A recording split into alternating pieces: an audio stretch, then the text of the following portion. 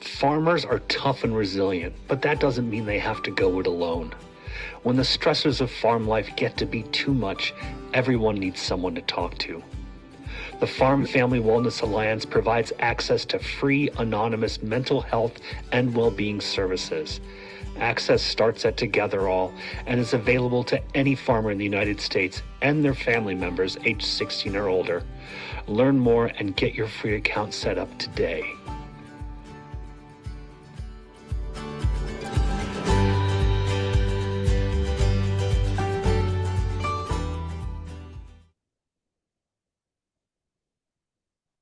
Good morning. My name is Tim Brennan. I'm the Vice President of Programs and Strategic Impact here at Farm Foundation. Thank you for joining us for this forum, Tax Year 2025, Potential Impacts and Opportunities for Farmers and the Agricultural Sector. We're glad to be able to engage with you and are very thankful to Farm Credit for their support of this forum. I'm looking forward to today's discussion, which will touch on the possible outcomes and impacts for farmers and the greater agricultural sector from potential changes to the taxation policy in 2025 and beyond. But before we get into today's program, we're going to take a few minutes to share a bit more about Farm Foundation. We are a 501c3 nonprofit organization working at the intersection of agriculture and society to address challenges that affect the entire food and ag value chain. Specifically, we're an accelerator of practical solutions for agriculture, accelerating people and ideas into action. The three levers that we use to accomplish this are policy, innovation, and education. Forums such as today's are just one part of our extensive program of work, which is guided by our mission to build trust and understanding at the intersection of agriculture and society, and our vision to build a future for farmers, our communities, and our world. We rely on partnerships and coalitions to fund our work and increase our impact. So if you're interested in learning about partnering with us, I encourage you to reach out. I'd now like to take a minute to highlight our Friends of Farm Foundation program. With your enrollment as a friend, you'll not only be helping support the mission and vision of Farm Foundation, but you will gain exclusive benefits, such as our first reads of issue reports, networking opportunities, and much more. Being a friend is an investment in building a better future for farmers, our communities, and our world. To learn more about being a friend of Farm Foundation, go to farmfoundation.org/friends. The link is also being posted in the chat. In addition to learning more about Farm Foundation and our work by visiting our website, I encourage you to connect with us on our social media platforms. If you're posting on social media about this morning's session, we ask that you please use the hashtag Farm Foundation Forum.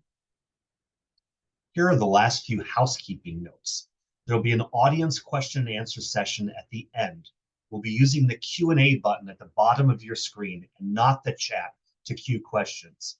This forum is being recorded and will be posted on our website at farmfoundation.org, as well as on our YouTube channel. And we'll send you a link for that following today's program. Also, when the forum concludes, you'll receive a brief survey. We appreciate your feedback and your time in completing that survey. Now let's turn to today's forum on the possible implications of tax year 2025. For background, key provisions of the American Rescue Plan Act, known as ARPA, and the Tax Cuts and Jobs Act, known as TCJA, have or will expire over the next 12 months. A recent study from USDA's Economic Research Service estimated that the expiration of temporary provisions of the ARPA and the TCJA would increase farm households' federal income tax liability by $8.9 billion and estate tax liabilities by $647 million the following expiration.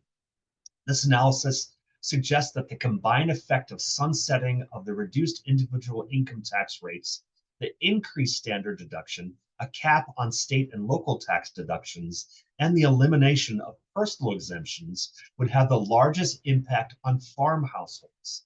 There's a lot to address here, and we look forward to the insights that today's panel will provide.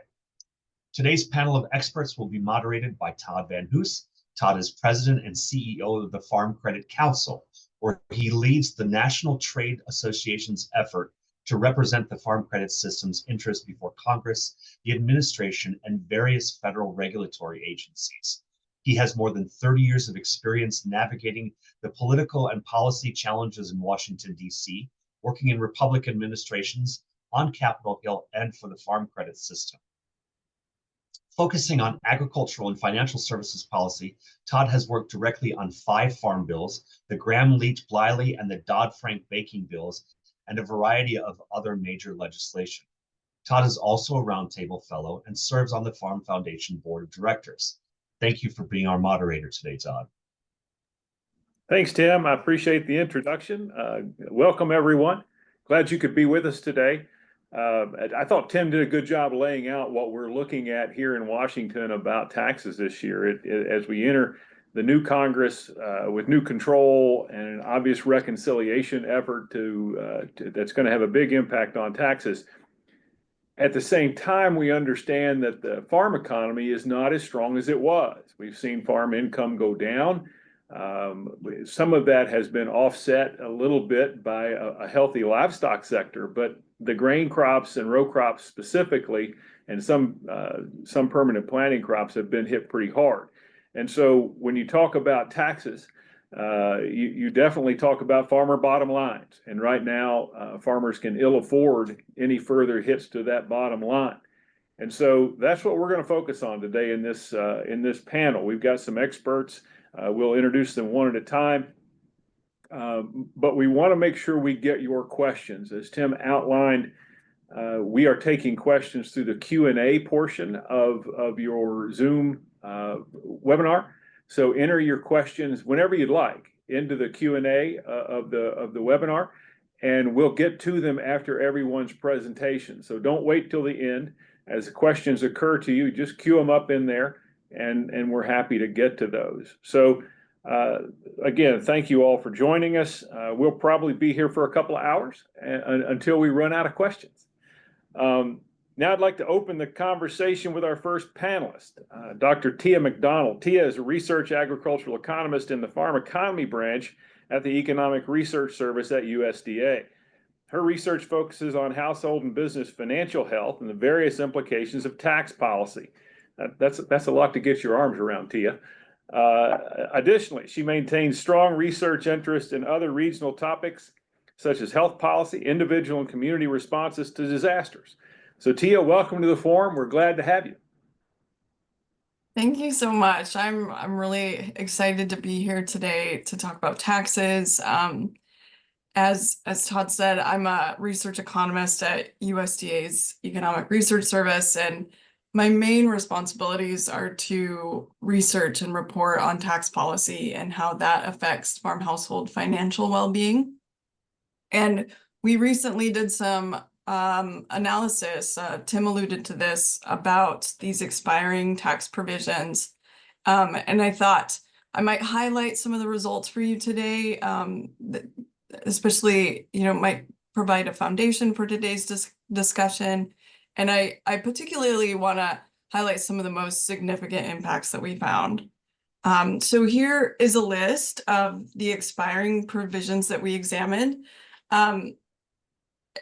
We examined these using our federal income tax simulation model and data from the Agricultural Resource Management Survey, or ARMS. Some of you may have filled out the ARMS survey, and for that we're grateful. It allows us to do important research like this. So we examined provisions that are set to expire at the end of 2025 from the Tax Cut and Jobs Act, as well as those temporary provisions that were active in 2021 from the American Rescue Plan Act, or ARPA. Those provisions from ARPA are in bold here, so the child tax credit and the earned income tax credit. ARPA had temporary provisions around those. However, the Tax Cut and Jobs Act also has expansions to the child tax credit that are set to expire at the end of 2025.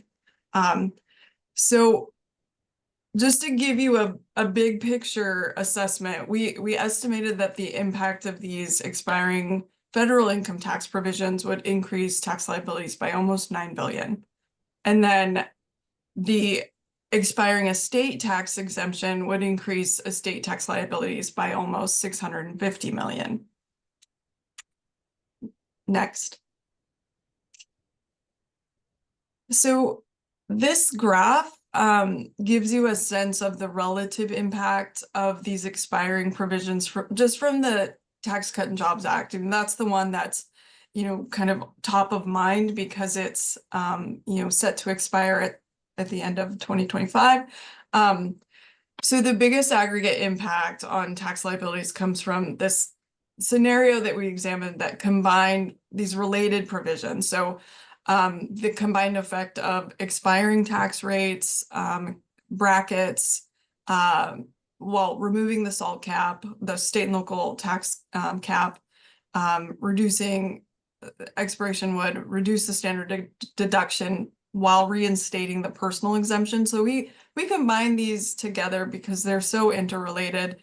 And this is going to have the biggest impact at almost $4.5 billion increase in tax liability. And the reason for that is that it touches almost every farm household. So the reach is quite broad. We estimated the second biggest impact would come from expiration of what's called the qualified business income deduction. And so that deduction impacts farm households with positive business income, since it provides a deduction equal to 20% of their qualified business income. So that's gonna have the second biggest impact. The child tax credit, the estate tax exemption, alternative minimum tax provisions, and bonus depreciation, we estimate are going to have less of an impact on tax liabilities.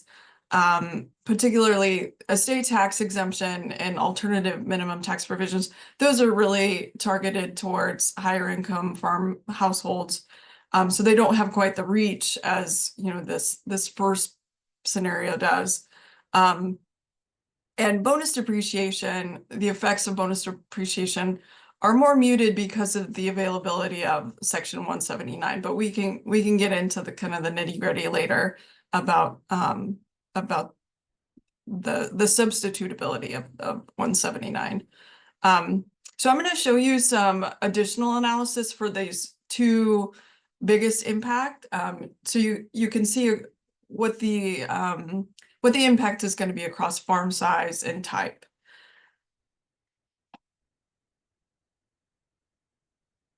So this graph shows the estimated increase in tax liabilities if the income tax rates and those related provisions expire. And we wanted to show this across what we use at ERS called the farm typology. And so this characterizes farms by the occupation of the primary principal operator. So if that principal operator is retired, or if they have a job other than, primary occupation that's other than farming, we classify those as retirement or off-farm occupation farms. Low sales, moderate sales, mid-size, large, and very large, that characterizes just the size of the farm for principal operators whose primary occupation is farming. So across all farm households, tax liabilities are expected to increase by, just on average, 2,200 or 12% from expiration of these specific provisions. But this differs across farm size. So the dollar amount of tax increase is estimated to increase with farm size, where taxes for low sales farms are expected to increase by about $700, whereas taxes for very large farms are expected to increase by about $28,000. Interestingly, in percentage terms, moderate sales farms are expected to have the greatest increase in tax liabilities at about 16% from the expiration of these provisions. Okay, next. So This table gives you a sense of the breakdown of the impact of that expiring qualified business income deduction across farm size and type. While the previous set of provisions really, impact the whole, almost every farm household, this qualified business income deduction is only impacts those with positive business income. So here we show you the percent of farm households that receive or expected to receive the qualified business income deduction. And that increases with farm size, where from 40% of, or approximately 40% of low sales farms to almost 80% of very large farms receive that qualified business income deduction. The change in average tax liability we present in column 3 in dollar terms, and then in percentage terms in that last column. The change in average tax liability in dollar terms follows a similar pattern, with low sales farms on average expected to see a $700 increase in taxes, while very large farms are expected to see an increase of around $87,000. In percentage terms, again, it's the moderate sales farms that would see the biggest increase in tax liabilities of 20%. And throughout the rest of our report, that's a common theme in terms of percentage increase in tax liability, that moderate sales farms on average would see the highest percentage increase. Next. So those are just the high level results quickly. I didn't want to take too much time, but I wanted to share some of those high level results. I pulled these from our report in case anybody wants to dig into it in greater detail. So we have a report, an analysis of the effect of sunsetting tax provisions for family farm households, and then an Amber Waves article that looks specifically at just the Tax Cut and Jobs Act. So setting those ARPA provisions aside. So anybody who wants to delve deeper can check these out. And with that, I'll pass it back. Tia, before I let you go, thanks for that great information. Really appreciate that. If folks want that full report, obviously probably a lot of in-depth information in there. How can they get that? It's on ERS's website. I'll drop a link in the chat to both that article and the full report. Super. Thanks again for that. And we, just as a reminder, you can put questions in the Q&A box, and we will get to them after all of our speakers have had a chance to make some initial comments. Next up, we're going to hear from Kent Bacchus. Kent serves as Executive Director, Government Affairs for the National Cattlemen's Beef Association. Kent leads the business policy team that manages issues such as tax credit and international trade. He co-leads the Tax Aggies Coalition. And by the way, Kent, thanks for doing that. We're members of that. Farm Credit is members of that, as are most of the commodity groups. And we learned a long time ago that the Aggies had to stick together in this process, and we sure appreciate your leadership on that. Kent also represents NCBA in the larger tax advocacy efforts on the Family Business Estate Tax Coalition, which is another priority for agriculture. Prior to joining NCBA's Washington team in 2010, Kent worked on political campaigns in Texas and worked for several years in the United States Senate covering agriculture and appropriations issues. Thanks for joining us today, Kent. Take it away. All right. Thank you very much. Good morning, everyone. So I am going to try to give a bit of a timeline and give a view of what the next year is going to look like. So bear with me. I'm going to try not to get too far into the weeds, but there are some key phrases that you'll need to be aware of.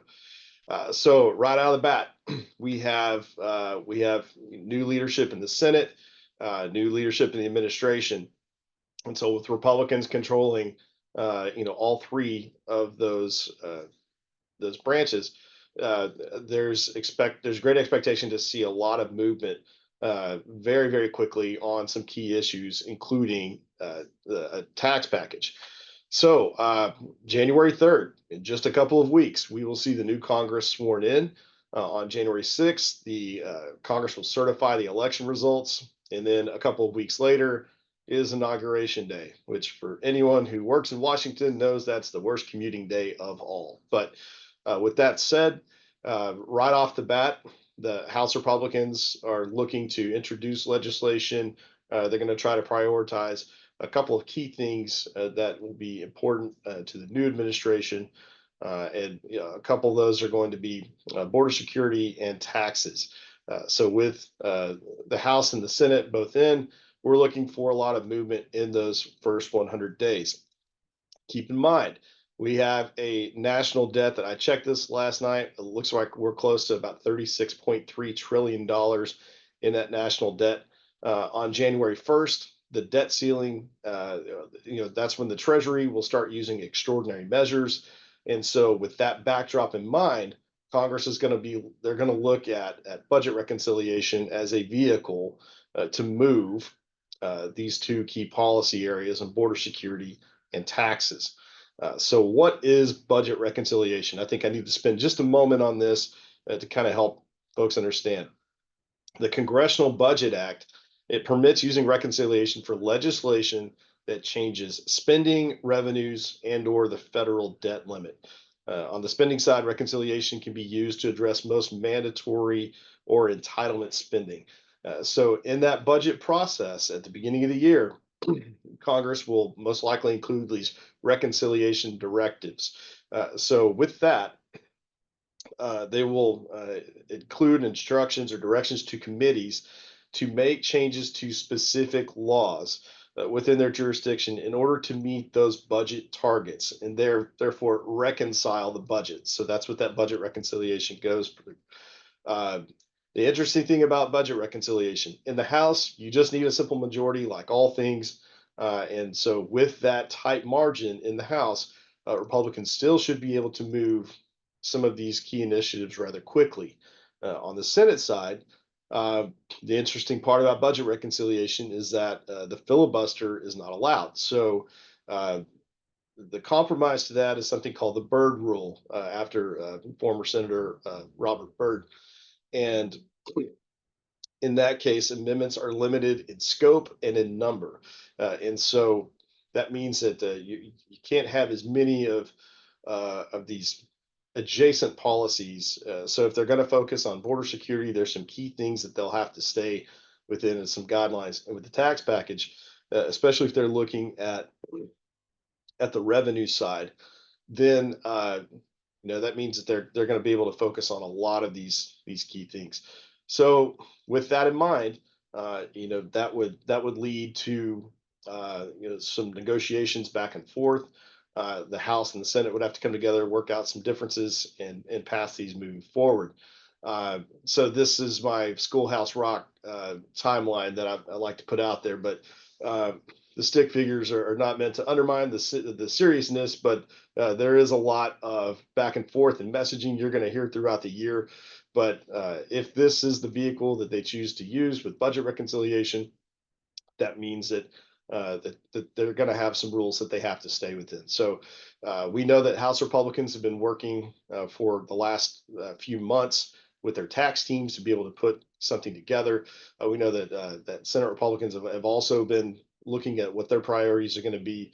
But with those tight margins in the House and the Senate, you are going to have some kind of bipartisan package that comes together. So that's the big question is, are they going to update the tax code? Are they just going to extend it? Will we potentially see a default if all these efforts fail? I think it's unlikely that the efforts have failed, but the aggressive timeline that's been proposed is always subject to the minutia and the swamp nature of Washington. So that tends to slow things down. But the big priorities are going to be, death tax, 199A, bonus depreciation, and some of the other things that Tia had just mentioned. So as we look at all this, that's going to be the big question for us. If we can go to the next slide, please. For us at NCBA, gearing up for this year, one of the things we wanted to do was take a survey of cattle producers across the country. I think the USDA report that Tia shared is important, but for us as an industry, we have to ask those questions directly because we want to make sure that we're able to tell our side of the story and be able to relate that message directly. So we conducted this survey, had over 1,200 responses. And this was not just a simple "do you like taxes or not" survey. This was very detailed, 35 questions going through parts of the Tax Cuts and Jobs Act and other key provisions that are out there and asking about those specific impacts. 99% of the survey respondents identify as a family-owned enterprise. And I think that's an important thing that we in agriculture have to do, is to continue to put that face, that human element on the letters and numbers of a very complex tax code. But a couple of the things that we found was, when you look at the death tax specifically, a third of our respondents have already had to pay the death tax once. And from that number, another 35% have had to pay it more than once. And that's just, that's really bad. And when you look at the significance of farm and ranch operations, many times we are asset rich and cash poor. And I know that is, I know that's a phrase that's been used many times, but it is true. Our greatest value, many times, our greatest asset is the land. And in order to pay a tax bill at the time of death, by the way, on land and a business that's paid taxes many, many times throughout its life, the many times people have to either take out a massive loan or they have to sell off part of that operation. So you're not just selling land, you're selling part of a business, you're selling part of a family venture. And that is something that we hope to avoid. But if we do see the death tax limits revert back to those pre-2017 levels, then that's going to affect about 61% of our survey respondents. And that is not something that we take lightly. So this will be a priority for us moving forward. As far as the 199A qualified business income deduction, with that being relatively new, we still had over half of the respondents who have used it, and they consider it a very important tool. So I think that's something that we want to see continue in the next package. And when you look at 179 and bonus depreciation, one of the key things we ask is, if these tools weren't available, how would that impact you? And what we found is that in both cases, with both of those tools, that not having access to it, that about 25 to 30% of the respondents would have had to pay an additional $20,000 in taxes. So that's pretty significant when you look at these key tools. So there's a lot of key things that we're looking to advance in this next Congress. And I think I've got one more slide here. But yeah, okay. So this is the point I was talking about, the estate tax. But one of the things we're trying to do is really to visualize this. And keep in mind, when you look at Congress, most of the people that are going to be making these decisions were not here the last time Congress had to take up these complex tax policies. So not just the members of Congress, but also their staff. The staff turnover has been significant, and that's not something that we take lightly either. So as part of those advocacy efforts, we're not only working just within CBA and through our state affiliates across 44 states and with our breed affiliates, we're also working with Tax Aggies, we're working with Family Business Estate Tax Coalition, working with a lot of other Main Street interests that represent those small family businesses. And so I think that if that's something that you're interested in and you want to get engaged, then I strongly encourage you to do so. We're going to move fast and furious on this, because with this first 100-day timeline, that means that we're going to have to be on the ground and engaging directly. So it's important for you to be part of that process and help educate these members of Congress and their staff. And with that, I'll go ahead and pass it back to Todd. But I appreciate the opportunity to be here. I look forward to your questions. Thanks, Kent. Again, thanks again for all your efforts on behalf of all of agriculture in this. There certainly is a lot at stake out there. As a reminder, if you've got questions, enter them into the Q&A box and we will get to them. I see we've already got a question in there. I've got a bunch of questions of my own, but I sure want to have yours as well. So go ahead and get those teed up in the Zoom box there, and we'll get to them at the end. Our next speaker is Beth Swanson. Beth is manager for National Tax Solutions team at Pinion. Many of you know who Pinion is. She helps businesses navigate tax code legislation and find creative and effective ways to minimize tax burden. Probably also most of them legal ways to minimize tax burden, Beth. Beth also develops strategies to help families plan for ownership transition and navigate through the estate planning process. And those farmers out there, I know this is a big topic for them, as well as minimize complex taxation burdens. Beth, welcome. We appreciate your expertise today. Look forward to hearing from you. Thank you, Todd. Good morning, everybody. I am excited to have a chance to talk about taxes and what we know and what we don't know in 2025 from the perspective of a group of tax professionals advising our clients as well through this time, who primarily look a lot like you all attending here today. Next, please. As Todd had mentioned, probably a lot of you know who Pinion is, but I want to take a second before I get into the content to kind of reintroduce ourselves. Some of you, like myself, probably know of Pinion back from a decade ago when we were Kennedy & Co. We renamed in 2015 to Keiko Isom, and now we're Pinion. We have supported food and agriculture for over 90 years. And we're excited to kind of open the next chapter of our business by looking both across the country and globally. Next, please. So to set the stage, 2/3 of our business is food and ag. So most of what we do and most of what I do impacts those of you on the call advising businesses like yourselves on a number of different issues. So while we started in 1932 as an accounting firm, we've also expanded our focus over the last 30 years or so to help our clients with all facets of their business. In addition to helping clients navigate tax and accounting, we also have teams of experts that help businesses navigate sustainability efforts, implement land management and clean energy projects, manage commodity risk, manage and grow their wealth, meet with peer groups to celebrate successes and brainstorm solutions to challenges, set up the next generation of leaders for success, both through really just transition planning of what farm management looks like, but also the ownership of the operations through transitioning with estate planning and ownership changes. And finally, understanding federal and state policies that influence the legislative process.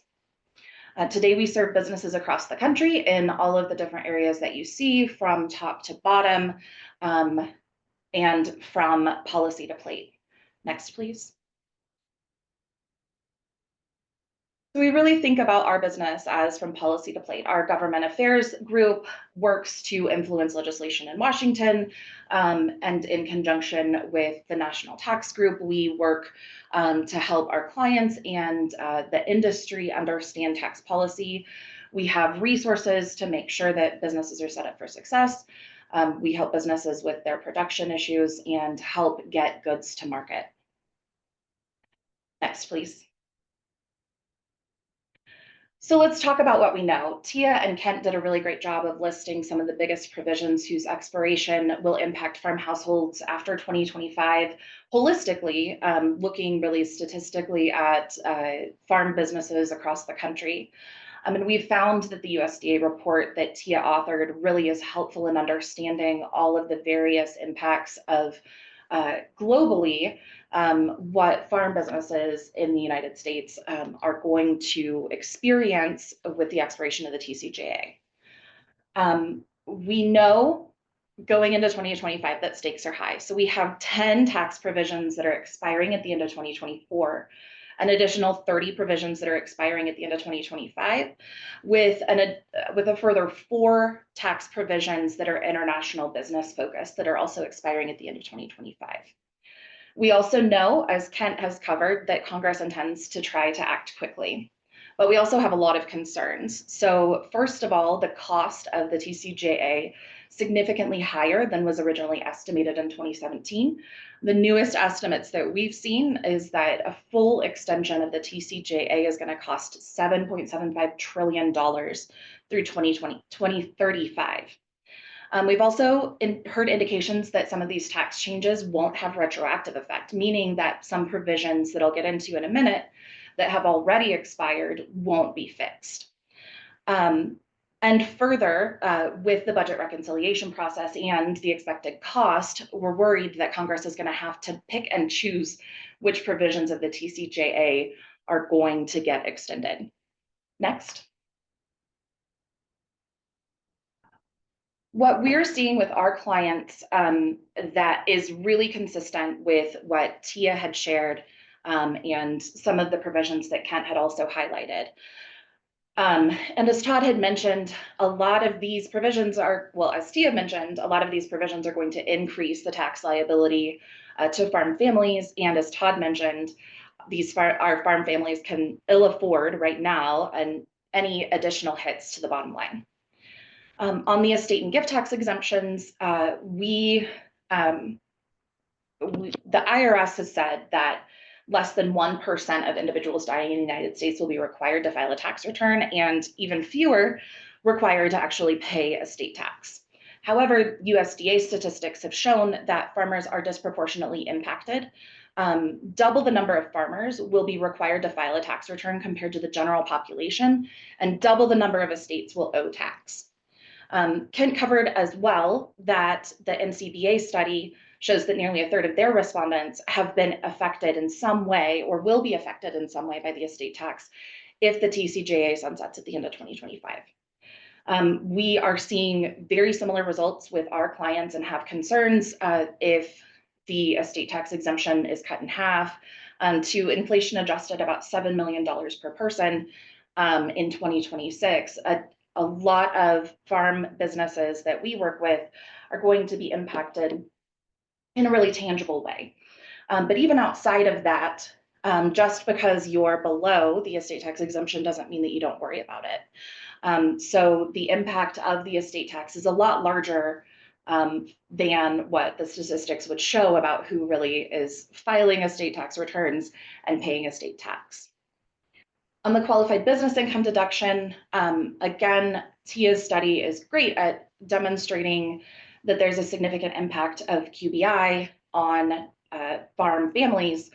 And we would add that farm businesses really rely on deductions that are passed through from cooperatives as well, which are not subject to the positive net income restrictions that Tia had mentioned. And so we see that the QBI deduction, because of cooperative activity, usually results in a significantly higher impact, both to operations that are at a loss for tax purposes, and also operations that are possibly a little bit lower in income that might otherwise be limited if the deduction were generated at the operation level rather than the co-op. So what we've seen is that the QBI deduction really is a larger impact than just a 20% deduction on our positive farm income. Additionally, we are focused on bonus depreciation. While Section 179 expensing is available, that also, like QBI, has some restrictions on positive net income in the trade or business in order to take advantage of it, as well as some equipment value limitations for the year that they're placed in service.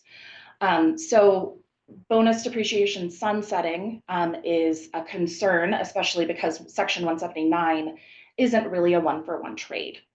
Additionally, with commodities that are heavier on equipment, producers tend to use bonus depreciation year after year. So it's more than just a timing difference. The loss of bonus depreciation will be a really significant annual effect to many of the farmers that we work with. Additionally, the expiration of the reduced individual income tax rates and the expanded standard deduction will all affect, of course, the individual tax returns that we help clients work through as well. Next. Tia and Kent did a really great job of kind of setting the stage about TCJA, and I also want to cover for a minute or two some of the already expired tax provisions and some other concerns that we have. So as I had mentioned, Congress doesn't really intend, at least that we've heard recently, to address tax provisions that have already expired that are negatively impacting farmers. The two really main ones that come to mind are the Section 174 research and experimentation provision. That provision was a special rule that expired in 2022 that said essentially that your research and experimentation previously could be currently deducted as if it were a regular business expense. After 2022, those expenses have to be capitalized and amortized or essentially depreciated over 5 years. There are a number of different businesses in the agricultural sector that do a lot of research and experimentation. And even those of us that feel like we don't, also probably do, creating a bit of an IRS audit risk. So we're concerned with the likelihood that Congress won't eventually act to fix Section 174's expiration. Additionally, the TCJA has a limitation on interest expense deductions. Those deductions are limited to 30% of a business's taxable income. In 2022, the definition of taxable income changed so that businesses can't add back depreciation and amortization anymore, which means that the available deduction for interest expense is significantly lower. While there is a small business taxpayer exemption that says if your gross receipts are less than 25 million, you don't have to comply with this provision. And there's also an election out for larger farm businesses that could minimize the impact of the limitation, but that comes with a bonus depreciation trade-off. So we're concerned, especially for our larger livestock operations and larger row crop producing clients, that interest expense limitation is going to continue to have a pretty significant negative impact on tax liabilities. Additionally, we're worried about President-elect Trump's very tax commitments and the distraction that those might provide to getting the TCJA extended. For example, of course, everyone is concerned about tariffs and the impact that those will have on American agriculture. Also concerned that his promises of reducing corporate tax rates will provide an additional distraction or negotiation point that will cause the extension to take a lot longer. The president-elect's commitment to eliminate income tax on tips, yet another provision that has to be drafted and has to be considered and negotiated. And then also the push to repeal the Inflation Reduction Act, including tax credits and incentives for clean energy, of course, affecting our corn growers and ethanol producers. And additionally, as I had mentioned before, that planned lack of retroactive effect can also be a big concern, especially as we're looking at those 10 provisions that are expiring here in 2024, and potentially the ones that are expiring in 2025, a fix only coming into effect on January 1 of 2026. So for the meantime, I think that the best thing that we can do is wait and see. And hope that, as Kent had indicated, the legislative process goes fairly quickly and Congress is able to kind of avoid all of those distractions that may prevent us from getting TCJA expansion done.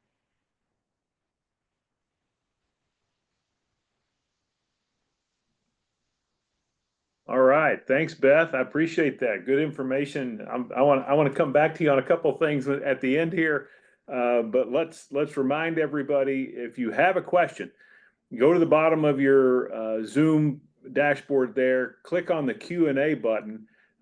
You'll get a box, type it into that box, and we can see it. If you put it in the chat box, I can't see it. And so if you would, make sure that you put any questions you have in that Q&A box, not the chat box, so we get it asked at the end here. Okay, thanks again, Beth. Great information. Next, we're going to hear from Paul Neiffer. Many of you listen to Paul on a regular basis, read his report. Paul is a tax principal, is an agribusiness and business advisor specializing in income taxation and accounting services related to farmers and processors. He's a member and past chair of the Farm Financial Standards Council and authors a monthly column on Top Producer called the Farm CPA. He's also the primary author of farmcpareport.com, which I've read frequently and find very useful. So Paul, welcome and thanks.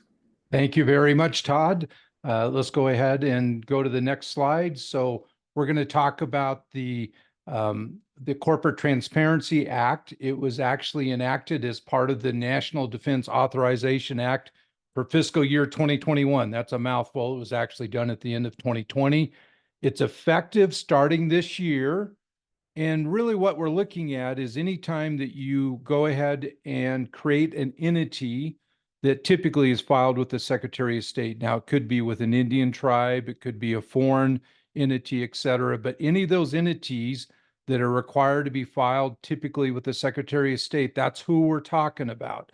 So if you're a sole proprietorship, a general partnership, et cetera, that are not required to do any type of filing with the Secretary of State to go into existence, we're not talking about those entities. Also, for our larger farmer operations out there that have more than 5 million in revenue and have more than 20 full-time equivalent employees, you're not required to file. Now, that doesn't mean all your other entities. You might have a landholding entity, you might have an equipment entity, et cetera, et cetera. All those entities are going to be required to file. There's no control group on this. Each entity stands alone. Next. So what's the penalty? It is $500 per day late. However, that is indexed. So the current penalty is $591. Now, I am not totally sure the FAQs and so on at the site, and that's fincen.gov, FINCEN.gov, are not totally clear if there is a maximum penalty on what I would call the normal, you forgot to file. If you have willful negligence, then you have a maximum penalty of $10,000 and up to 2 years in jail. But if you just happen, okay, I forgot to do it, or I did it incorrectly, or whatever it might be, where that $591 and next year it'll be over $600 penalty applies, that may be unlimited. So if you're 2 years late, that's what, 730 days approximately, that potentially could be a $400,000 penalty. Now, I'm sure the government is going to be wise, I hope, and not start assessing a bunch of penalties. If they do that, we're going to have a revolt, back to the Boston Tea Party, maybe. Now, if you're notified or you find out you have an error and you correct it within 90 days, then it appears that there is no penalty. So next. Who do we have to report? It's interesting. I continue to get this question all the time. I have a company, I have an LLC, that then part of that LLC is owned by another LLC, which then might be owned by another LLC. And my son's got me in a bunch of real estate partnerships. And there are potentially some of these partnerships where there is 5 or 6 LLCs in the sort of the umbrella of it all the way down, up and down. And you have to report individually on all those. So the key to understand, when you're reporting for a company, you are never then reporting another company. You are only reporting individuals. And so on those individuals, you're going to report any of those individuals who exercise what we call significant control or substantial control. We sort of use those two terms interchangeably, or anyone that owns or controls 25% of the reporting company. And that is on an individual basis. There is no aggregation. Just because your son owns 20% and you own 20% and your spouse owns 20%, and let's say 2 other siblings own the remaining 40% individually at 20% each, none of those would be reported under the second section there. But if you control that entity and your son controls that entity and your daughter controls that entity and your wife controls that entity, you're going to report all of them. And when in doubt, report them. There is no penalty for reporting someone that technically might not reach significant control. So next. What is substantial control? Again, I mentioned there is no limit to the number to report. When in doubt, report them. Now, this includes any senior officers, so all those CEO, CFO, COO, etc. Anybody that has the ability to appoint or remove senior officers. So if you have a board of directors on your corporation, that's what we're talking about. Any important decision maker, and then what I call the dreaded any other form of substantial control. So that opens it up to be very broad. That allows FinCEN to say, hey, you should have reported this person and you didn't report this person. So in my opinion, again, back to my second line there, or third line there, when in doubt, report them. There is no penalty for reporting somebody that, quote, technically might not have substantial control. So next. Ownership interests. Again, this is any individual who owns 25% directly or controls it directly or indirectly must be listed. So what I mean by that, let's look at a typical family limited partnership that you've created. You own farmland, you are mom and dad, and then let's say you have three, let's take my case. My wife and I, we have 4 sons. And let's say that we put our land, and I do have land holdings now in Washington, Colorado, Missouri, and Iowa. So if I had put those land holdings into an LLC and retained voting, 1 vote for me, 1 vote for my wife, no vote for the kids. And let's say that my kids individually own 24% of it, and I and my wife individually own the 2% each. I think my math is correct. That would add up to 100%. Even though my wife and I individually only own 2% of that entity, we're required to report my wife and myself because we own 50% of the control of that entity. Now, if let's say one of my sons is the manager of that LLC, he's the manager, we're going to have to report him as substantial control, not as ownership, but as substantial control. So all of your single member LLCs are going to be reported. You're going to report who that single member person is, individual. Remember, you're reporting individuals. Also in community property states, although FinCEN has not directly addressed community property reporting, in my opinion, you're going to report both the husband and the wife as substantial, or they're each technically owning 50% of that entity. Remember, under community property, it doesn't matter whose name is on the entity, it's each deemed to own 50%. So next. Here's just a quick example. We got Hans and Greta. They each have 1 voting unit of HD Farms LLC. Hans and Greta own 50 non-voting units, and their 3 kids have 300 non-voting units. Result, all 5 have to be reported. Now, here's my typo, and I actually left it in there. Jim and Joan, that was another example I had, but it's Hans and Greta. Each have 50% of the vote, and their kids each have about 29% of the ownership, so that's more than 25%. Next. Company applicant. This is interesting. I think FinCEN's doing this because they want to find out who out there is setting up all these entities that they're having issues with. Now, there are various companies out there that create entities, like in Delaware, there are multiple companies out there that might create 1,000, 5,000, 10,000 LLCs in a year. But starting this year, anytime that you create a new entity, whoever that direct filer of that company's application, they actually went onto the website and filed it with the Secretary of State, or they prepared the application that was then mailed to the Secretary of State. That applicant has to be listed. And then any person that directs or controls that application would then have to be listed. So let's take a couple examples. Actually, earlier this year, I created an LLC for a little business I'm in. I was the direct filer. I went online, and I directed and controlled the application. So I only have to list me. Now, if I have a situation where I have a person that works for me and I tell them to go on to the Secretary of State and file the report or file the application, then we're going to have to report that person and myself. So that's starting this year, and hereafter, you have to actually report the company applicant. Next. What's the information you have to report?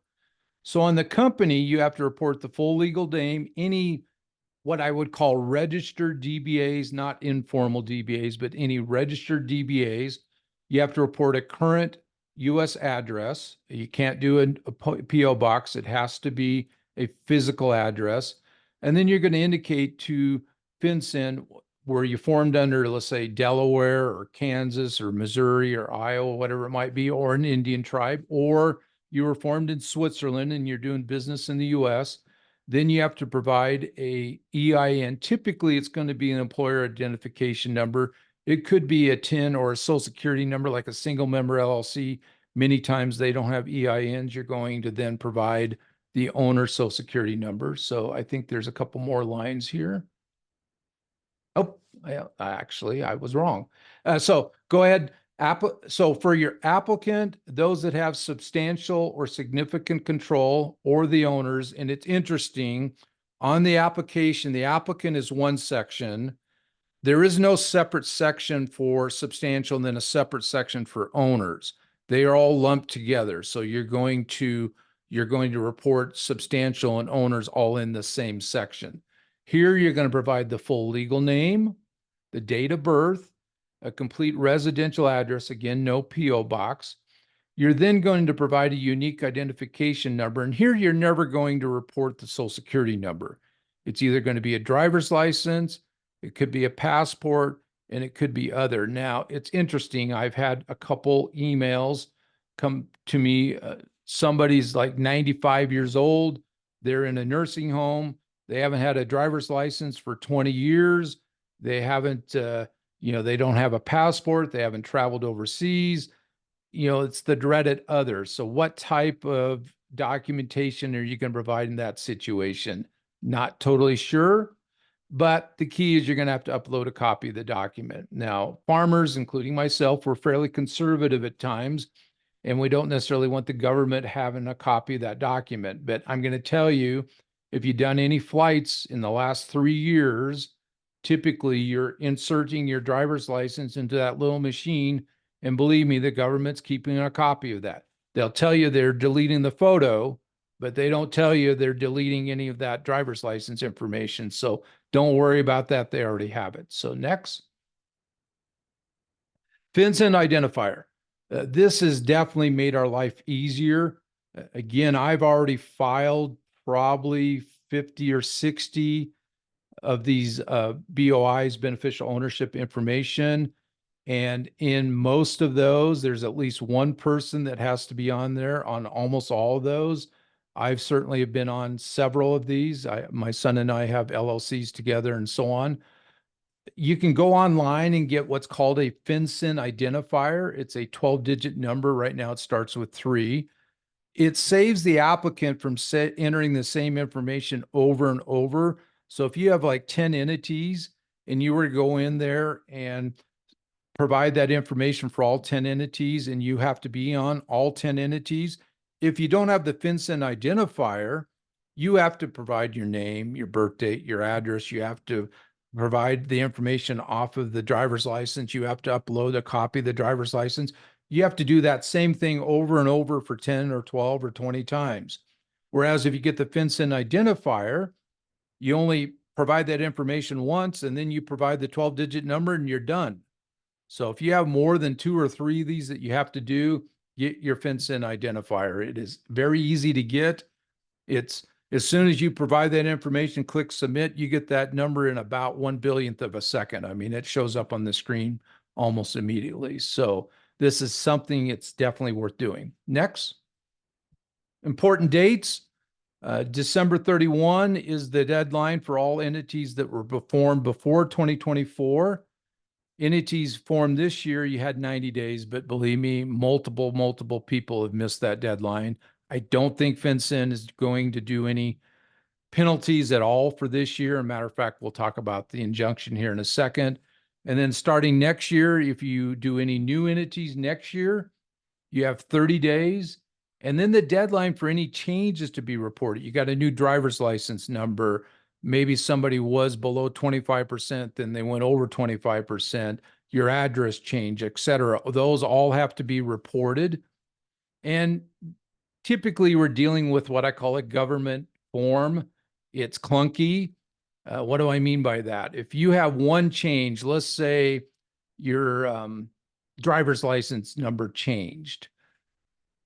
And let's say that your entity has 15 people that you have to report, because that could happen. You would think that the government would allow you to say, hey, my driver's license for this person changed. I need to update that. And that's all you have to do. Well, right now, FinCEN requires you to re-input all the information all over again. So you're going to have to report all that information for those 15 people, et cetera, et cetera. So I hope at some point, and I'm not sure why they didn't think of this to begin with, but they didn't, that they'll fix that, but it's not fixed yet. Next. Now we have a national injunction. Actually, before I talk about the federal court for Eastern Texas, let's talk about the Northern District of Alabama, the federal court there. Earlier this year, you had my memory is the National Small Business Association, which doesn't have a lot of members, but they were able to file a court pleading in the Northern District of Alabama, which again is a fairly conservative court. That court ruled that it was unconstitutional, but only for the plaintiffs. So it wasn't a national injunction. It just said, for these plaintiffs, you don't have to follow these rules. Now, that was appealed to the 11th District, and based on the comments made by the judges at the 11th District, I'm fairly comfortable that the 11th District is going to overturn that court. Because the main reason why the government lost is that court indicated that there is no commerce involved in creating an entity. And that's true. Just simply by creating an entity, you're not really doing commerce. However, the judge on the 11th District, and I tend to agree with him, said, hey, the only reason you create an entity is because of commerce. You're creating an LLC to own farmland that's going to have commerce. You're creating an entity, a corporation to farm. You're not creating an entity just to have it sit there. Even if you're creating an entity to buy a home in New York that you're going to live in, there's still some commerce involved in that. So I personally think the 11th District is going to overturn that decision. Now, that's my personal opinion. But last week on December 3rd, which would have been on Tuesday of last week, the Federal Court of Eastern Texas said, we're not ruling it's unconstitutional, but we are firmly believe that it's unconstitutional. And based on that, we're imposing a national injunction because this plaintiff was the National Federation of Independent Businesses, NFIB, which is a very broad, they have millions of members. So the court said, hey, we're going to do a national injunction. That means we already have the 11th District, we have the 5th District, we have other districts where they ruled it was constitutional. So we know it's going to be appealed all the way up to the Supreme Court. That decision likely will not be heard or issued until next summer, I would think at the earliest. But in the meantime, FinCEN came out fairly quickly.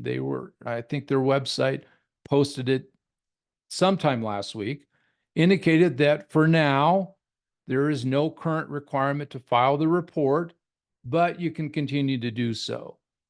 Now, if you're, hey, I don't want to do this, okay, don't worry about it. But I think eventually, this is my opinion, I think eventually the Supreme Court is going to rule it constitutional.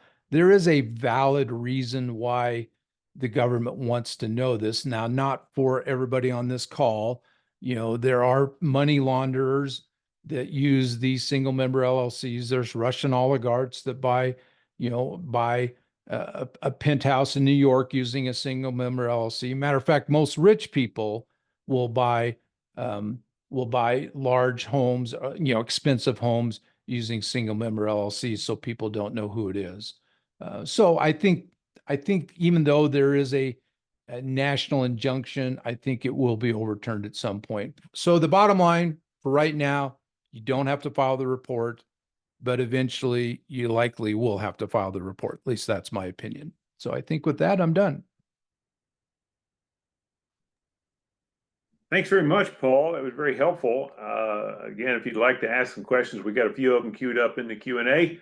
Go ahead and put those into the Q&A box, and we will get to them after this next final speaker. Our final speaker today is Mark Albright. Mark is a public affairs specialist in tax outreach, partnership, and education at the Internal Revenue Service. And for our viewers out there, Paul, Mark, we can probably reassure them that you are not an auditor. I am not. Okay. I'm public affairs specialist. Okay, yes. just wanted to make that clear to everybody. So you can ask him anything you want to.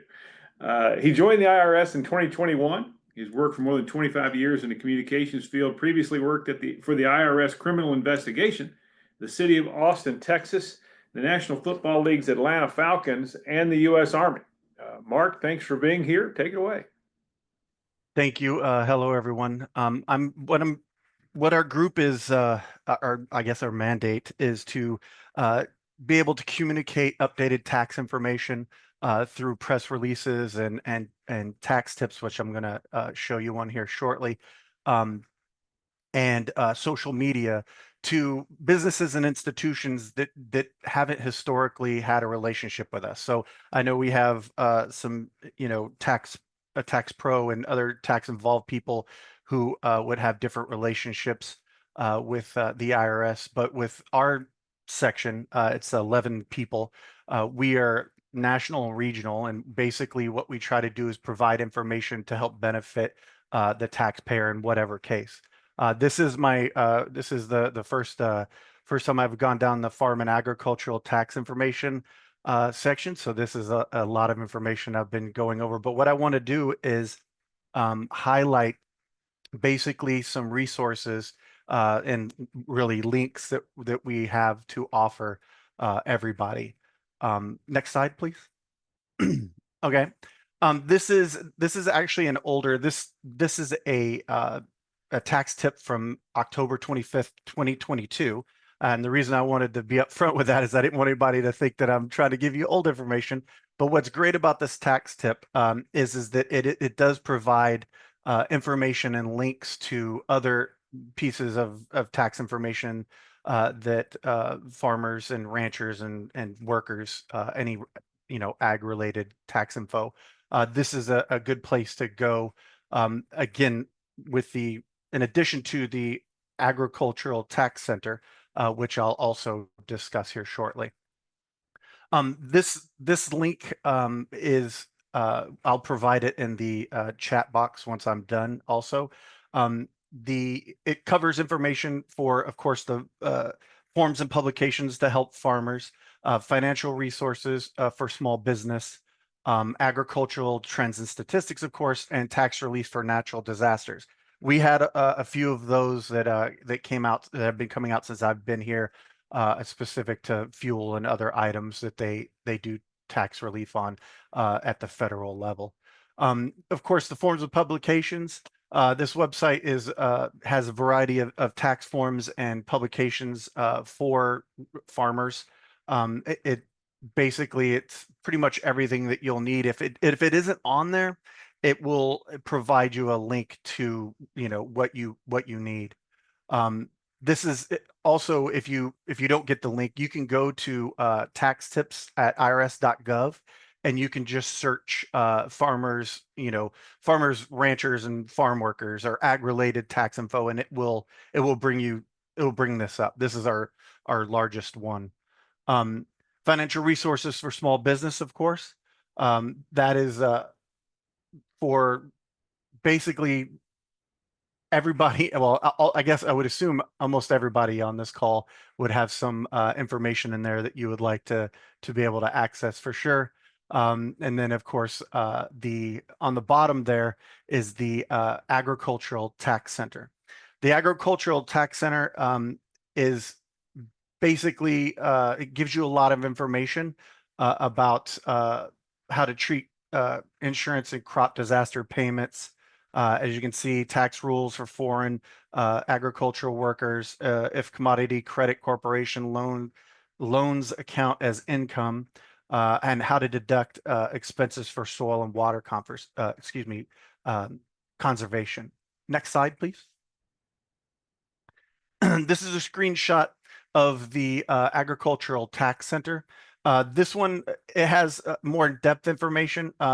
This is, if you don't have the link, you can find this under the small business and self-employed section of the irs.gov website. It has a whole bunch of information.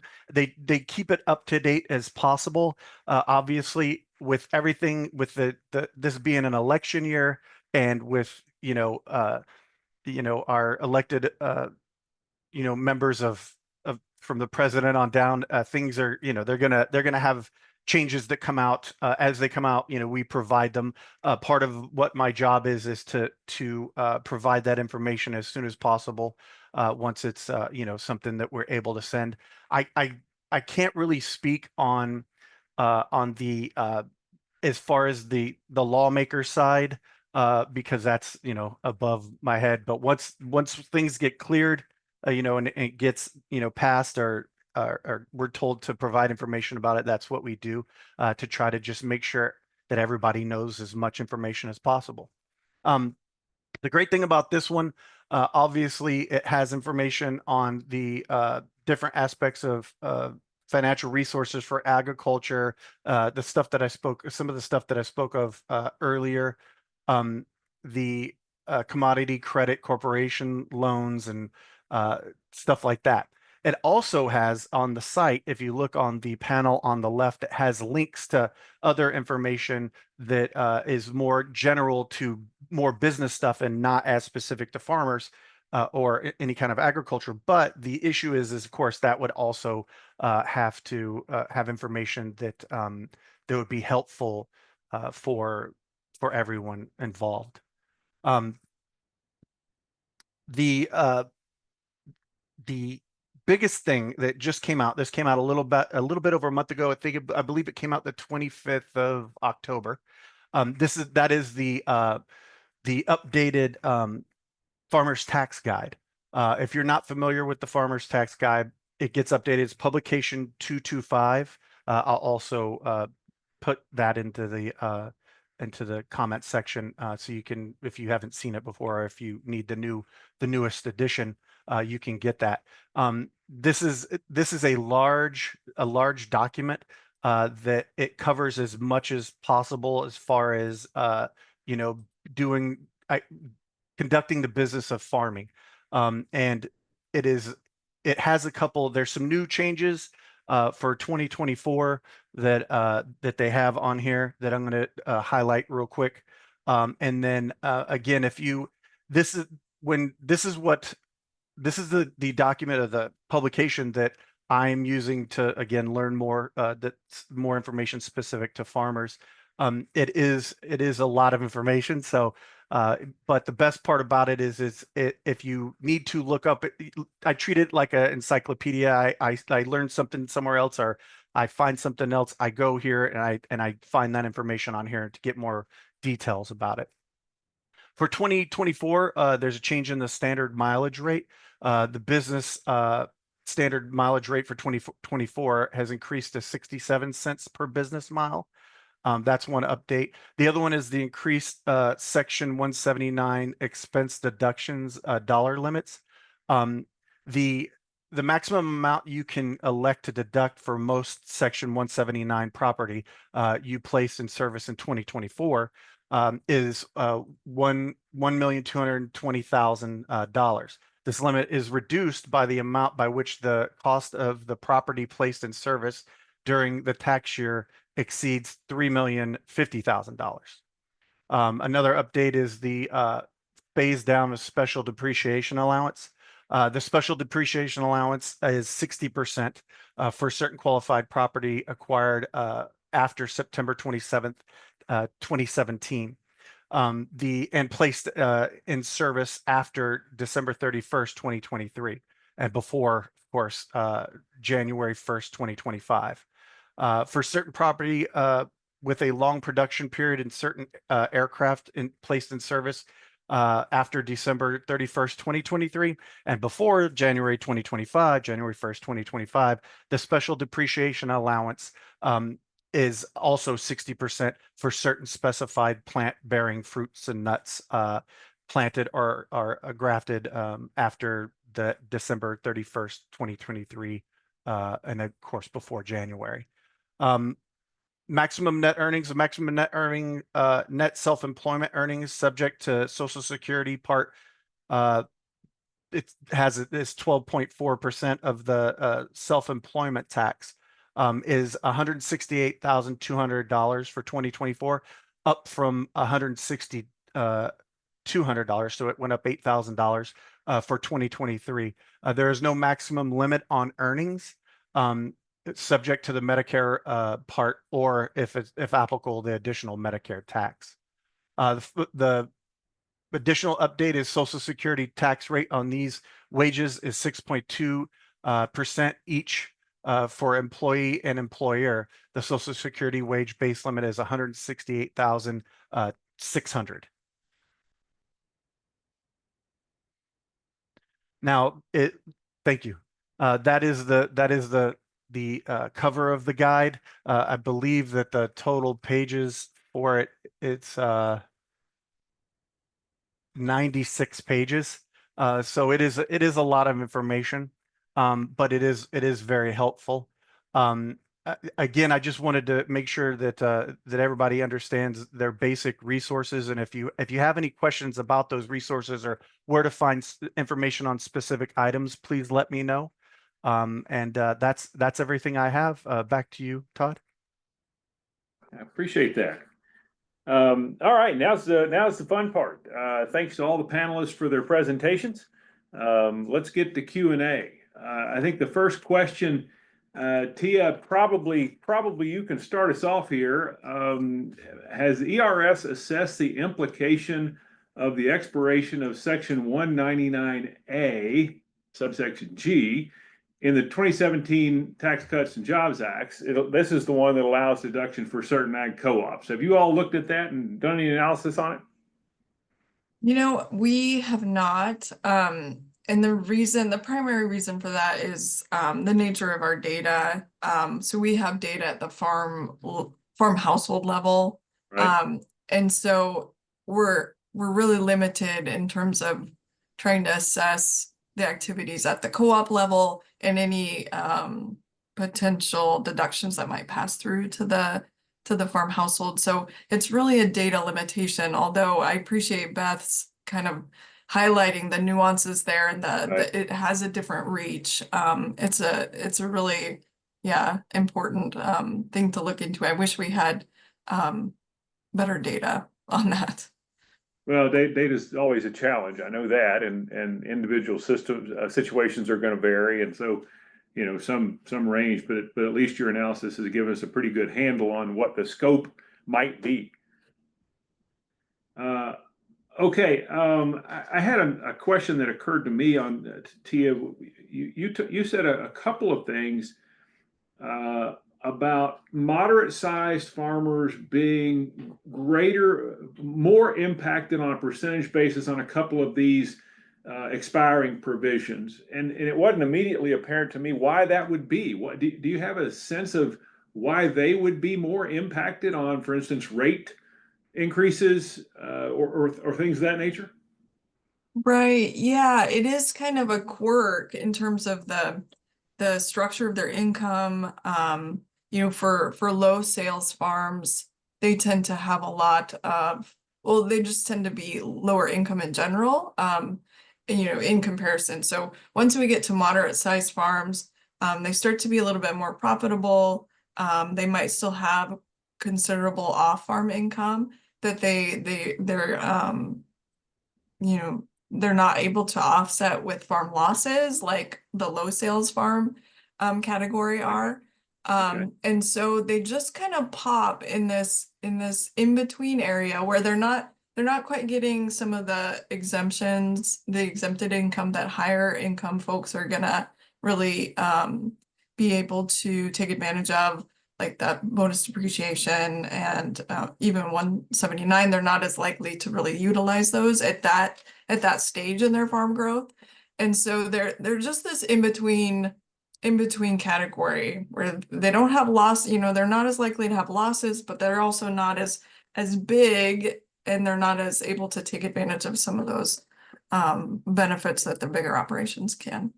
Todd, do you mind if I provide some I was color on getting that too? ready to ask Paul, you and Beth to weigh in if you had some thoughts on that. Yeah, I think part of it is the fact that the percentage increase going from a 12% tax bracket to a 15% tax bracket, that percentage increase is greater than going from 37 to 39.6, plus the reduction of the child tax credit.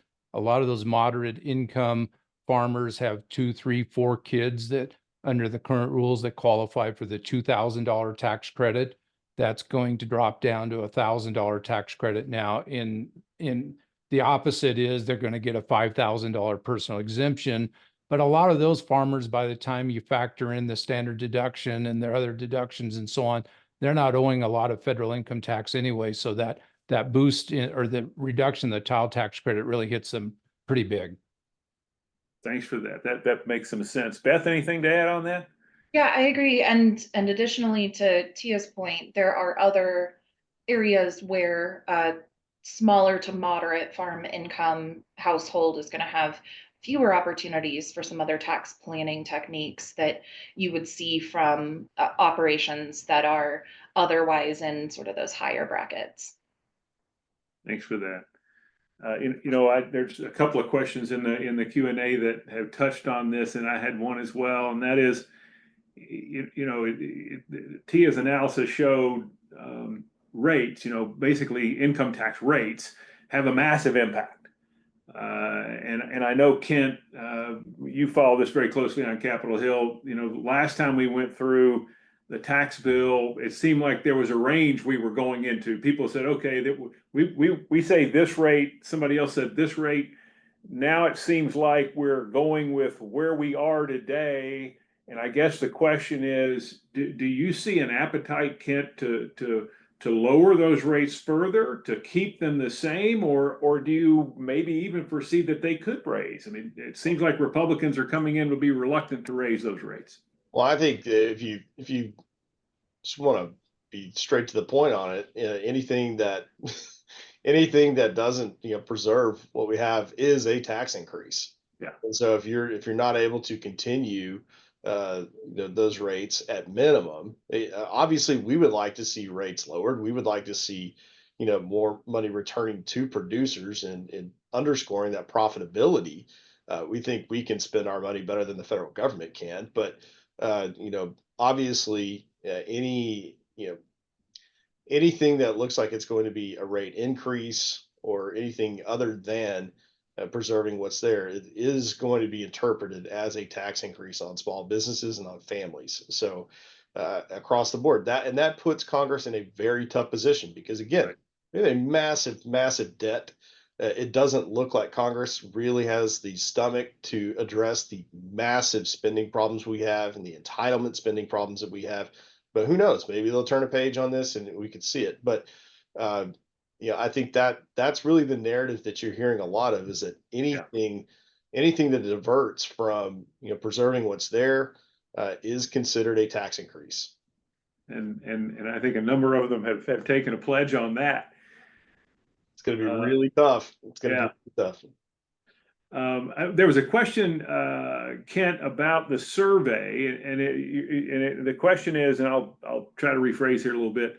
I think one of the numbers used was 60% of cattle producers say they would responded that they would be hit by a snapback in the estate tax liability.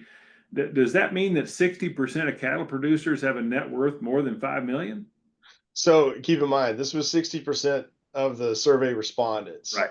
But even though that was a large, it's tough to get cattle producers to take the time to do a survey anyway. We were happy to get 1,200. I think that's a sizable return. Pretty good. But that's one of the things we ask is, how would this impact you? And as you look at that further, you also have to look at what is the greatest value for cattle producers in this land.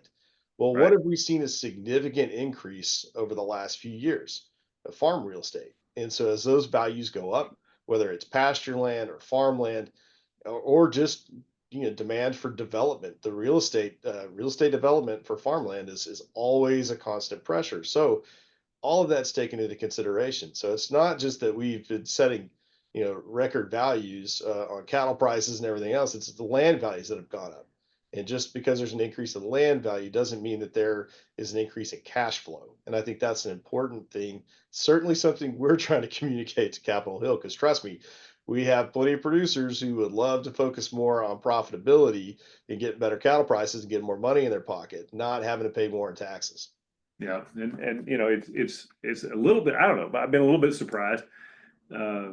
Those land values continue to rise even in row crop areas, even in this sort of income downturn time for them. I mean, we're seeing all kinds of funds come in, investor funds come in. We see farmers who always only want the pasture next to theirs, right?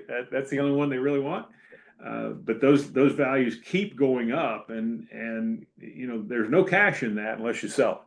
Right. And Todd, one of the other key points on that too is in that survey, one of the key things we asked was succession. We've got an aging demographic.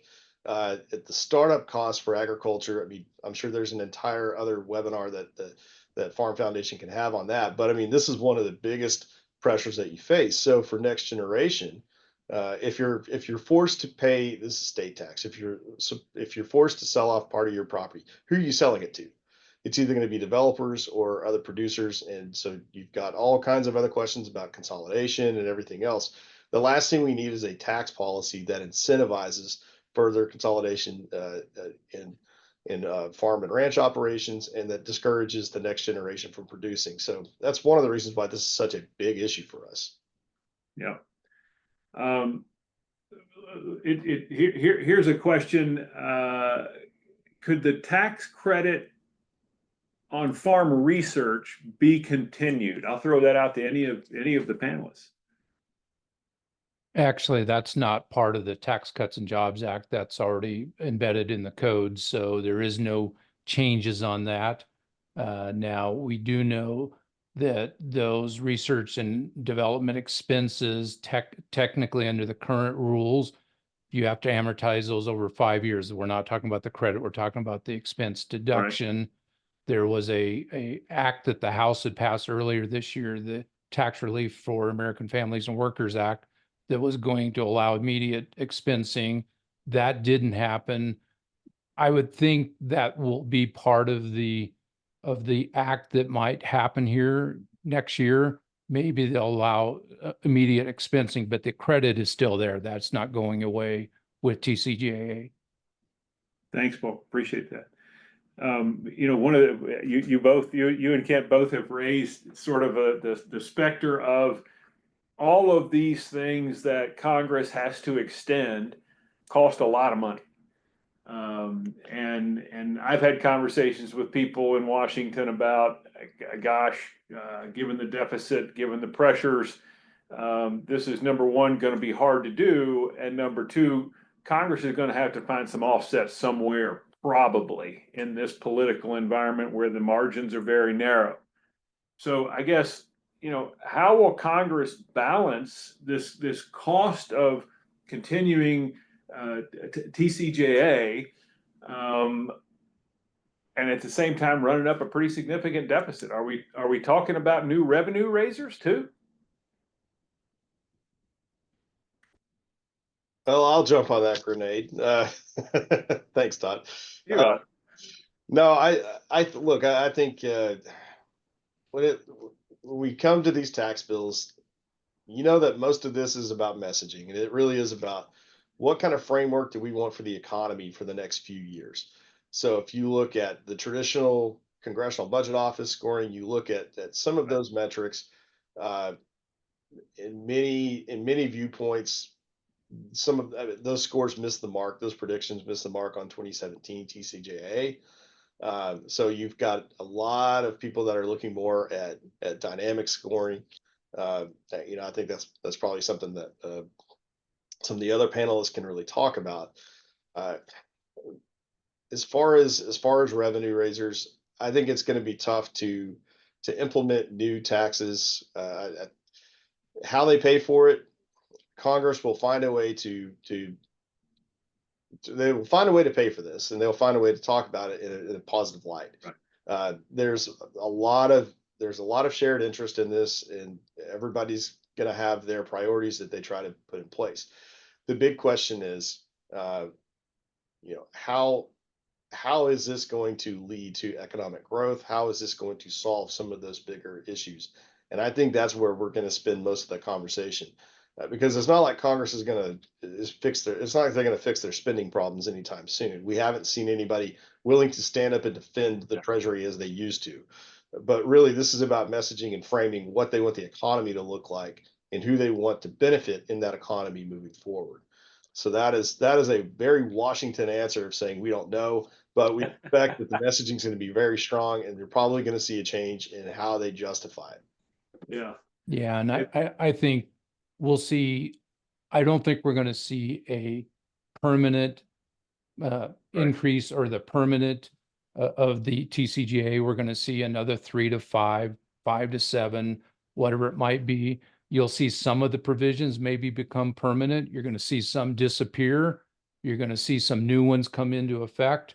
You know, the Republicans are already talking, well, maybe we're going to incorporate the extra revenue from the tariffs. You know, that's a 2 or 3 trillion over 10 years. We'll bring that into the baseline.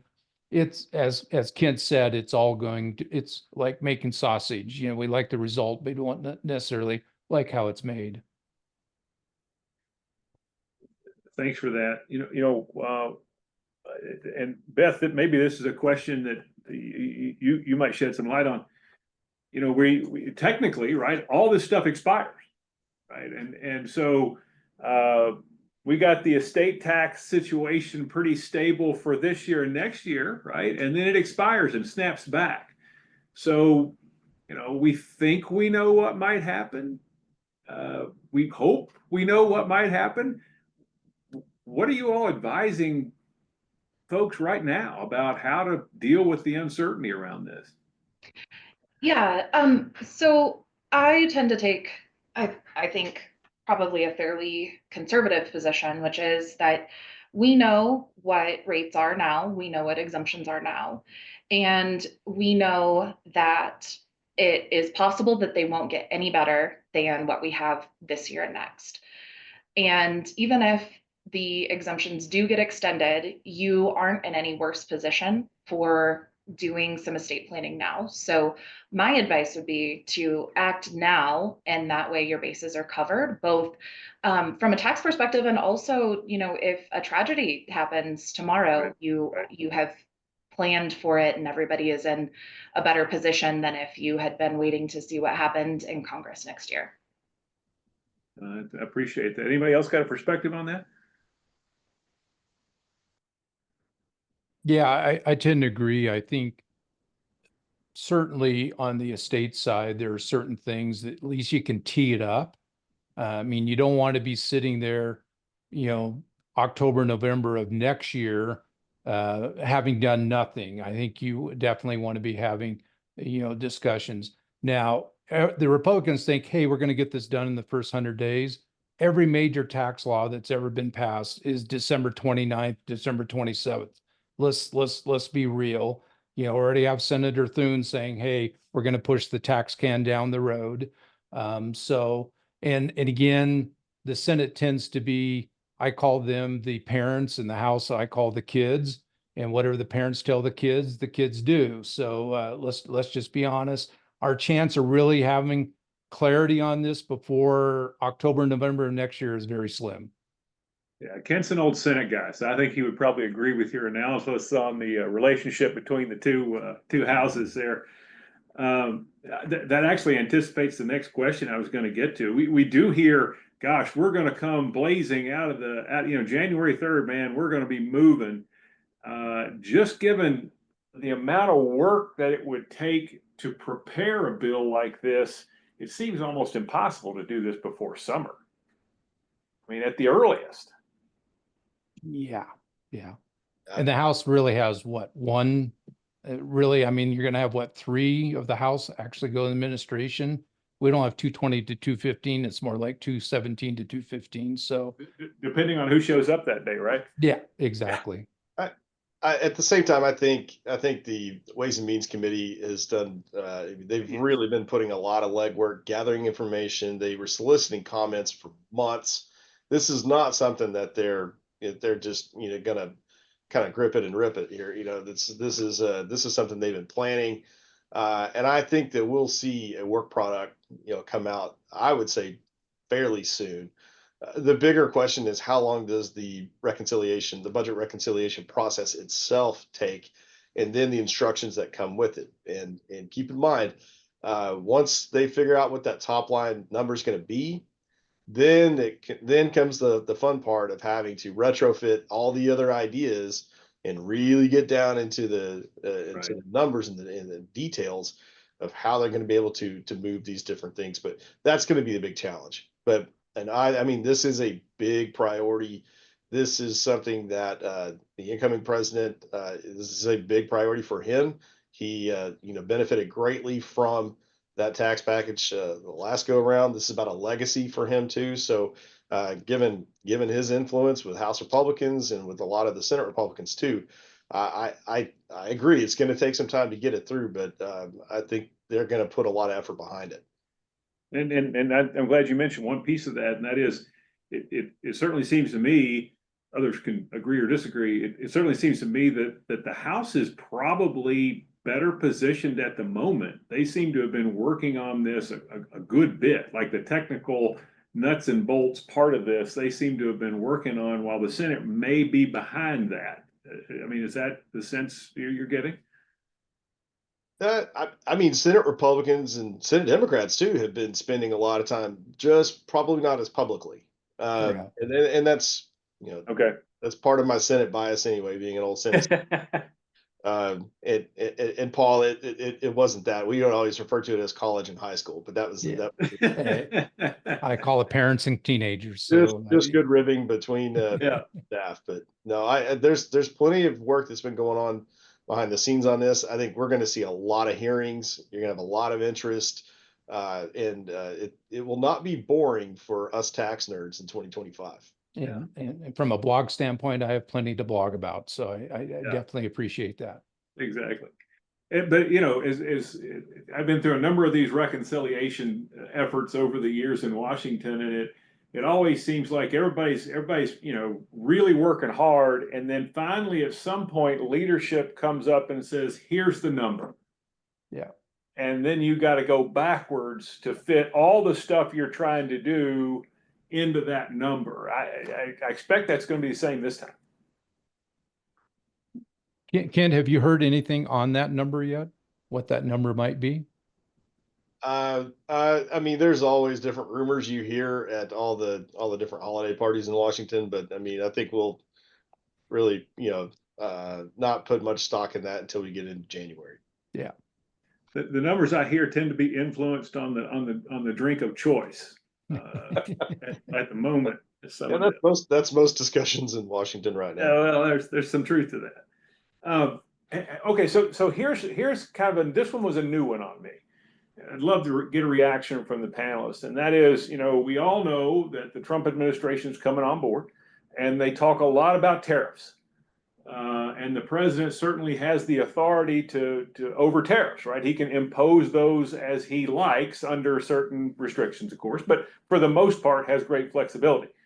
One of the things I'm hearing is that because of the deficit situation, we might see legislated tariffs as a revenue offset to some of these tax cuts. Is that a possible solution? And what do we think of the impact on that? Maybe may not want to answer the second part of that. Well, I will say, that there's no hiding the president-elect's love of tariffs. It's the most beautiful word in the dictionary, and I know that they're looking at trying to find ways to incorporate that into revenue.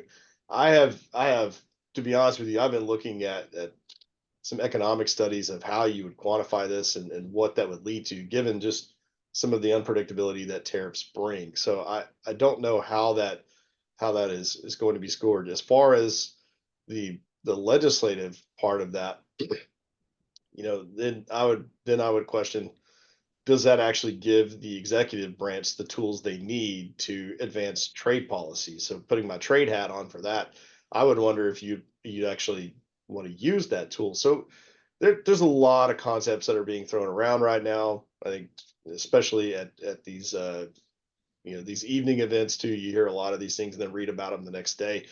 But I'm gonna hold my, I'm gonna keep my powder dry on that one until we get to January. Plus, Yeah, some of the results, we know that under the old tariff war, whatever you want to call it, that President Trump was able to go into the CCC piggy bank and, suck out funds for MFP 1 and 2 and so on and so forth. The Farm Bill, both the House and the Senate, has provisions to sort of restrict that piggy bank. So, if we do have, a result of the tariffs is lower prices, the president is not going to have the leeway that he had before. Now, Congress then could step in and provide that leeway, but and who knows, we're even going to get a farm bill next year.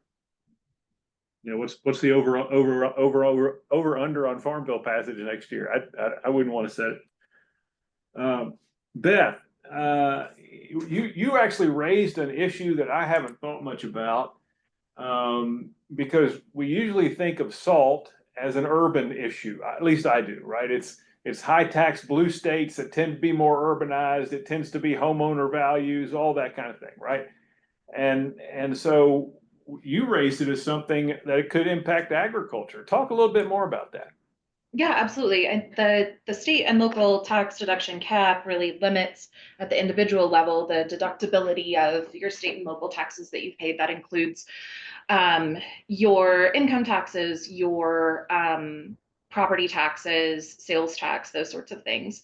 And when you are operating your business as a pass-through entity, that income tax on the state side is increasing. So if you've got a profitable operation, you may be faced with a limitation on the amount of your state taxes that you can deduct. Even if you're in, for example, a state like mine, Colorado has a really low flat rate of 4.4%. So it's not just an urban issue or a high tax jurisdiction issue. And then the other one you mentioned was the ethanol and clean energy incentives. I guess everybody's got an interest in what's going to happen with those. I mean, they expire too. So what's the outlook? Right, yeah, and that I don't know, but it seems that the campaign promises have been pretty consistent that those funds and those provisions are going to go away. I do think that Tia had a point on the salt cap as well. Tia? Yeah, I was just gonna support what Beth said. In our analysis, we looked at the percentage of family farm households that exceed that $10,000 cap. And for very large farms, it's about 42%. So not a trivial amount of farm households. That's a real number. That's a real number. I think the other thing that Congress could do is when they extend TCJA, got to remember the AMT goes back to the old rules, right? The alternative minimum tax. They could tweak AMT to have a stealth tax increase that would kick in fairly quickly, that would offset, they can say from a political standpoint, we extended TCJA, we gave you all these tax benefits, and then a couple of years down the road, bang, AMT is now hitting 30, 40, 50 million taxpayers and wiping out most of those benefits. I certainly see Congress understanding that and potentially implementing that. They certainly understand it. There are people over there that know the code backwards and forwards. They know how to move the numbers. Yeah. Anything else on? Tia, have you looked at the impact of especially the biofuels, ethanol credits, that sort of thing? If those go away, has ERS done anything on that? We haven't yet. That's certainly on our wish list and yeah, agenda for future research. Okay. So Paul, you said something I thought that was really interesting about regarding the corporate transparency initiative, and it seems those penalties are pretty stiff. Yeah. Now, whether they'll impose them again, actually impose them, who knows? But it seems to come down to first goodwill, but secondly, determining the oops versus the willful non-compliance. Is there any thought on how you determine that? I just don't know. I mean, again, if you look at the actual act, they really specifically talked about the willful negligence. They didn't talk about a penalty for just happen to miss it. It's like FinCEN, well, we're going to throw in this $500 penalty and then we're going to index it to inflation, and there may not be a cap on it. So that's something that FinCEN has been very quiet about. I don't know if everybody saw that. I've seen one commercial where FinCEN actually did sort of a warm, fuzzy commercial telling people this is the most wonderful thing since sliced bread, but they didn't tell anybody you got to do something by the end of the year. So, they've done a horrible job of communicating this to small business owners. I can tell you that. Yeah, I assume there'll be a lot of folks who are taken completely by surprise on this. Well, I teach, probably 3,000 CPAs, and I talk to probably another 5,000 farmers, throughout the year. I am surprised how many farmers have no clue about this or think it's going to be down the road another year or two. yeah, I couldn't agree more, Paul. I mean, that the rollout of this is just, it's been the polite way to say it would be, it's been abysmal. I mean, this has been a big focus for NCBA, is trying to get this out to the countryside and using our affiliates to do that. But this is the number of people that are still caught off guard. And then even the ones who were aware of it, who were consulting with their tax professionals and attorneys, the lack of guidance from FinCEN on this, it's created even more uncertainty and more pressure. So it's good that we have this preliminary injunction, this temporary release, but it doesn't solve the long-term problems we have. That's going to take Congress to fix, and that's going to be a big that's going to be a big effort, in addition to all of the tax policies and all the other major agendas. This is something that needs to be dealt with immediately, and so I'm glad to see that we have at least a little bit of a reprieve, but I mean, that could change at any time, and that's just at least a further uncertainty. Yeah. And Ken, you mentioned the lack of guidance. Well, actually, to some degree, FinCEN has provided a bunch of FAQs that you're hoping were going to answer the question. They just made it even more confusing. Yeah. It's the Small Business Administration FAQs redo. Yeah. Oh, yeah. Don't get me started on that. So. Yeah, I hear you, man. Another thing, Paul, you mentioned, certainly there's no penalty for over-reporting, right? It's like, okay, I'm not sure if this person executes control or not. I'm going to put them on there. Is there any downside to that? As far as I can tell, there's absolutely no downside. I mean, your definition of significant control can be very broad. It could be very, very shrunken, but as far as I can tell, there is no downside to putting people on there that, even though maybe they don't quite have significant control, but remember, one of the definitions is any other form of significant control. So if you think it's significant control, you can report it. Yeah. Okay. I would add, maybe not quite contradict, but I think that the main risk that we've been weighing with the general policy of erring on the side of over-including is that those are additional people whose driver's license expiration they've got to keep track of and remember to update in those applications, and failure to do that in a timely manner exposes the company to penalties. So that's something that we're concerned about with our clients, of how do we make sure that we're remembering or reminding people to look and think about, have you moved? Has your CFO moved? Has, has their driver's license expired? Those sorts of things. Yeah. The tracking we're not significant. Yeah, we're not sure if the expiration of the driver's license is critical. Certainly a new driver's license number is critical. We're not sure on the expiration. Now, for those farmers that live in Arizona, it's great. Theirs doesn't expire until age 65. So. And one thing, obviously, this injunction has thrown a kind of a pause in everything. And so my assumption is, farmers who feel like they probably will be subject to this at some level are trying to decide, wait, should I file or should I not file? My assumption is this is going to work like a lot of other things. You've got an injunction. If you don't file because of that injunction, it's not a get out of jail free card. You're probably eventually going to have to file retroactively. Yeah, or at least have all the information ready. Yeah, that's what I'm saying. Have it all ready so you don't have the, we got, 15 days to get this filed after the injunction expires. That's what I'd be worried about. The other thing too is just think about all the people who are preparing this, and they're coming up on when you look at especially tax preparers, everything they're going to be dealing with in the next few months.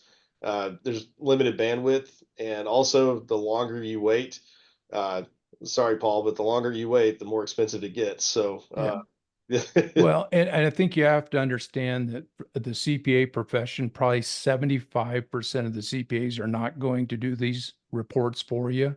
That's coming across loud and clear, talking to CPAs around the country. Most of them, a substantial majority of them, are not going to file these reports because they don't want the risk.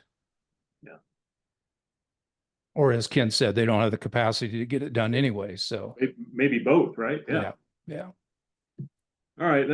Thanks again, panelists. This has been a terrific session. Let me ask one last question, and feel free, anybody, to jump on this grenade. As Kent said earlier, it just seems to me, sort of looking at the political situation, looking at reconciliation, looking at the mixture of Congress, that about the best we can hope for as an industry is a continuation of current policy. And anything beyond that is going to be tough to do, because offsets are going to be hard to come by. Votes are going to be hard to come by in a narrowly divided Congress.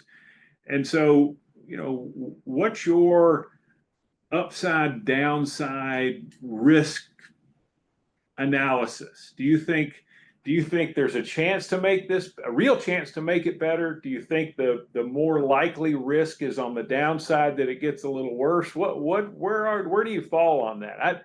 I tend to think, gosh, if somebody signed me up for the same deal right now, that'd be a pretty good deal. I'll go out on a limb. I don't think it's going to be better. I can guarantee it's not going to be better. I think it's going to be slightly worse. And I think there's a good chance that it's just going to expire because they're not going to have the votes. They'll have some tweakage, but I don't think we're going to get a full extension of TCJA. That's my personal opinion.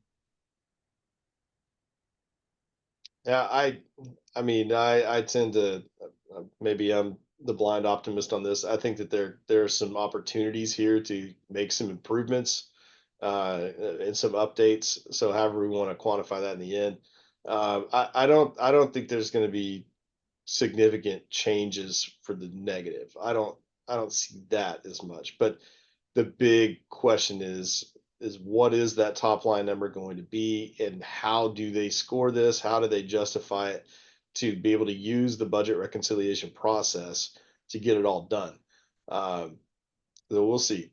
But really, this is a big messaging piece. This is a legacy piece for the president-elect, and so he's going to want to see something move.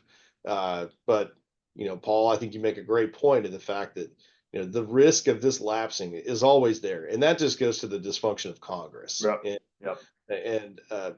But I think there's so much pressure from so many different interests to get something done. I think you'll have a lot of people who claim victory on this, but how they ultimately pay for it, that may be something that is just that kind of fades to the background as everybody celebrates what they get out of it.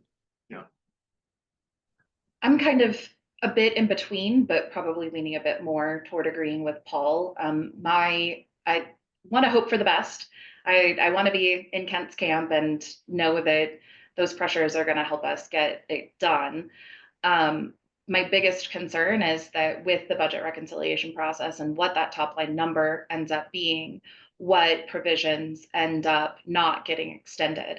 And my concern is that the ones that are hardest to explain are going to be the ones that are lost, and those are the ones that farmers rely on the most. QBI is a really good example.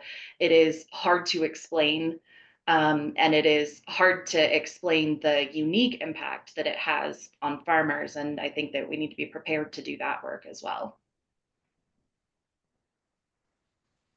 And Tia, I'll spare you from having to. I'll spare you and Mark from having to answer those questions, because that's probably not a great question for you to answer. Thanks again, everybody. This has been terrific. I really appreciate the panelists. You've done a great job, I think, illuminating the key issues. There's a whole lot of inside baseball to the reconciliation process, and you nailed it on that. Thanks everybody else for pitching in as well. And thanks all you audience members for joining us today. We're grateful you participated. Thanks for your questions. And with that, Tim, I'll turn it back over to you. Thanks, Todd. You did an awesome job. Really appreciate it. And thank you to our panel for this wonderful discussion today. I'd also like to thank all of you in the audience for joining us and submitting your questions. We appreciate your engagement with us and would, of course, love to hear your feedback. So please take a moment to share your comment about today's session in the brief survey that you'll see at the conclusion of this forum.